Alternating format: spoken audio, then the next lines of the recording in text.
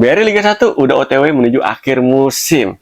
Apakah Persib Bandung, Dewa United, atau Persebaya nih yang bakal jadi juara BRI Liga 1 musim ini?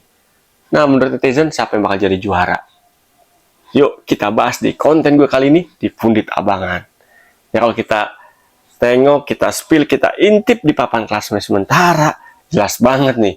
Persib berpeluang besar untuk back to back alias 2 musim beruntun jadi juara BRI Liga 1. Karena apa? Ada 3 alasannya.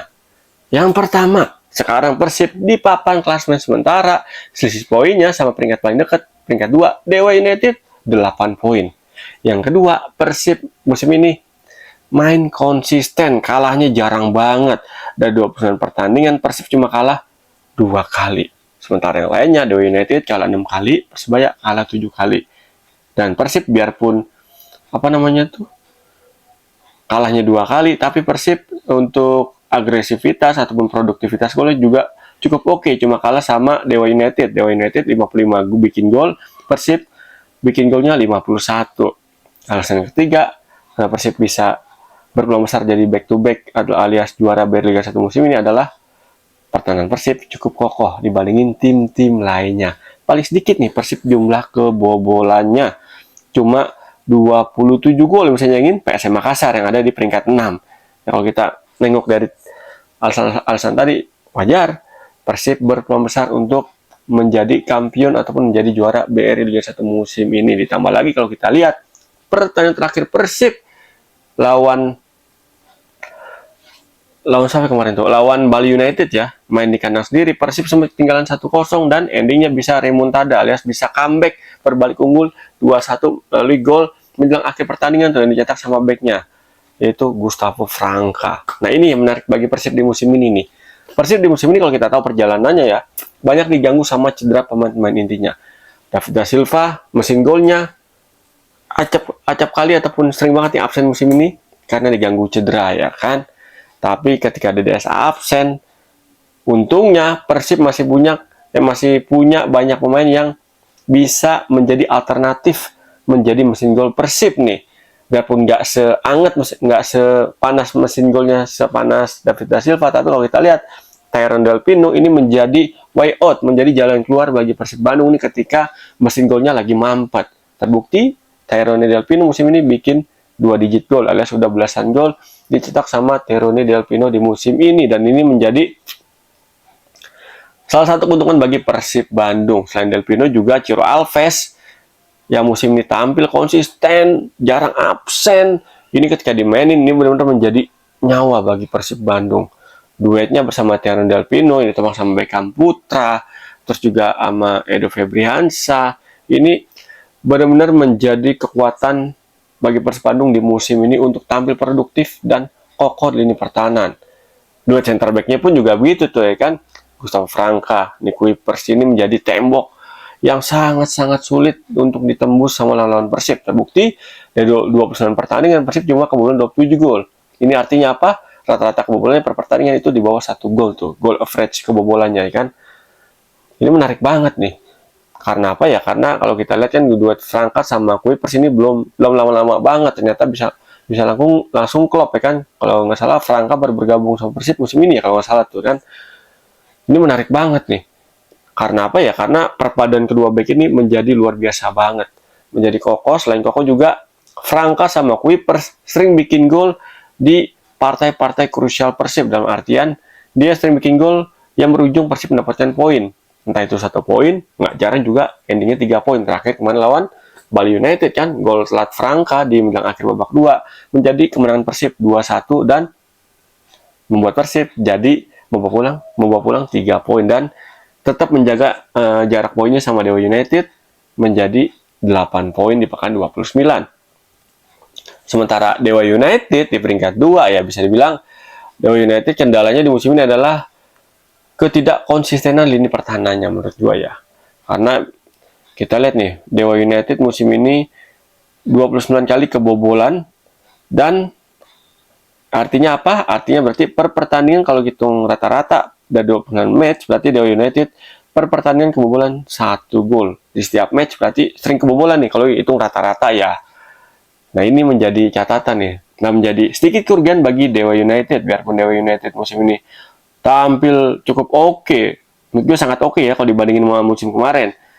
Dari match yang udah jalani sama Dewa United, dari 29 match Dewa kalah 6, seri 8, dan menang 15. Nah, ini artinya apa ya? Ketika lini belakang nggak konsisten, ini Dewa United sering kalah tipis-tipis, kalah dengan selisih 1 gol. Nah, ini menjadi kerugian bagi Dewa United karena kehilangan momentum untuk memperpendek jarak poin sama Persib Bandung. Apalagi di 3 pertandingan terakhir nih, Dewa United di 3 pertandingan terakhir kehilangan kesempatan untuk meraih 3 poin, cuma 1 kali doang tuh. Terakhir kemarin lawan siapa tuh lawannya Dewa United? Persik PSS ya kalau nggak salah tuh kan. Dewa United menang di 2 match sebelumnya. Dewa United cuma dapat hasil imbang. Bahkan di pekan 27 Dewa United kehilangan 3 poin alias kalah. Ini menurut gua sih kalau seandainya di 3 pertandingan terakhir Dewa United bisa menang-menang terus, bisa jadi selisih poin Dewa United sama Persik ini udah terkikis menjadi 5 poin. Itu tuh menurut gua menjadi kerugian bagi Dewa United di musim ini. Di partai-partai penting, partai-partai krusial, Dewa United sering kesandung. Nah ini nih, seandainya jarang kesandung Dewa United di musim ini, ya ada kemungkinan Dewa United bisa aja ada di puncak klasemen untuk menggeser Persib Bandung ya. Tapi hasil udah berbicara. Sampai pekan 29, Dewa United menjadi pesaing Persib dengan selisih poin yang cukup lebar nih, 8 poin sama dengan pekan 29. Yang menarik di peringkat 3 Persebaya Surabaya. Nah ini nih menurut gua Persebaya Surabaya sangat-sangat disayangkan nih. Kenapa disayangkan? Ya karena kan kalau kita lihat Persebaya di paruh pertama musim ini, Persebaya tampil sangat luar biasa banget guys. Sulit dikalahin. Sampai dengan pekan 17. Kalau nggak seri menang, jarang kalah ya kan. Tapi dilalanya, entah kenapa, Iki Persebaya di paruh kedua ngedrop penampilannya menjadi angin-anginan. Ya kalau lagi anget kita keluar angin-anginan, kan angin sepoi-sepoi enak ya, jadi seger. Nah ini Persebaya angin-anginan dalam artian permainan. Rugi banget Persebaya. Di paruh kedua Persebaya sering banget kalah dan sering banget kehilangan poin di partai-partai yang seharusnya Persebaya itu bisa menang dalam hitung-hitungan di atas kertas kalau lihat dari segi komposisi dan kekuatan Persebaya di musim ini. Tapi sayang banget pasca pekan 17 alias di paruh kedua ini Persebaya sering banget kehilangan poin-poin krusial. Sering banget Persebaya ini bisa bilang apa ya, Persebaya ya menjadi anomali nih performanya di paruh kedua musim ini. Bayangnya Persebaya kalah 7 kali. Kalau kita lihat nih kekalahan Persebaya 7 kali ini lebih cenderung lebih banyak kekalahannya diraih di paruh kedua alias pasca pekan 17. Seandainya Persebaya main konsisten ya kayak Persib Bandung tuh di paruh kedua musim ini, ya gue sih optimis Persebaya sama Persib Bandung nih bakal pepet-pepetan sama Dewa United nih. Tapi sekarang di papan klasemen sementara selisih poin Persebaya Surabaya sama Persib Bandung ini 9 poin, cukup jauh 3 pertandingan ya kan. Sementara Dewa United selisih 1 poin. Nah ini nih yang menjadi kerugian besar bagi Persebaya Surabaya di musim ini. Performa yang nggak konsisten antara paruh pertama sama paruh kedua ini menjadi anomali, menjadi kerugian besar bagi Persebaya dalam hal perburuan gelar juara BRI Liga 1. Padahal kalau kita lihat Persebaya, kalau kita lihat menengok dari sisi lini serang ini udah oke banget loh. Ada Flavio Silva, ditopang sama Bruno, ditopang sama pemain terbaik BRI Liga 1 musim kemarin, Rivera yang direkrut dari Madura United, ditambah lagi ada juga pemain sayap Madura United ya kan tuh, dan Malik Rizaldi ya kan. Ini menurut gua seharusnya Persebaya musim ini bisa tampil lebih oke, lebih konsisten, tapi ya sayang banget Persebaya kehilangan konsistensinya pasca pekan 17. Nah kalau kita lihat sisa lawan dari 3 tim di musim ini ya, sebelum gue bahas ini ya, yang menariknya lagi persaingan BRI Liga 1 musim ini di pekan 29 nggak panas di atas doang, di bawah juga panas nih. Ada hitungan gue ada 6 tim kalau nggak salah tuh 2, 3, 4 ya, ada 6 tim yang masih berpotensi sikut-sikutan nih untuk meraih tiket degradasi musim depan nih ya kan. Ada Persis Solo, Barito, Madura, PSIS, Semen Padang sama PSS Sleman. Antara jarak PSS Sleman yang ada di mana tuh di dasar klasemen sama peringkat 13 Persis Solo ini cuma 7 poin. Di atasnya sama Persik ini udah lumayan jauh, 36 poin. Persis saja sama Persik yang ada di peringkat 12 ini selisih poinnya 7 poin. Nah, kita hitung aja 6 tim masih bersaing, berpeluang untuk merebut tiket degradasi. Nah, ini juga tim-tim zona degradasi ini bakal masih menghadapi berapa tim tiga besar nih ya kan. Persija pun menurut gua sulit ya. Persija ya menurut gua di pekan 29 ini dengan selisih poin sama Persib sekarang 14 poin, ya bisa bilang Persija hampir pasti udah kehilangan harapan untuk bersaing di jalur juara Berliga 1.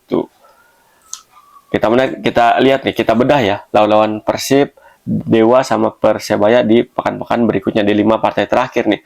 Nah, Persib di pekan depan bakal berhadapan dengan PSS Sleman. Nah, PSS Sleman ini menjadi juru kunci ya.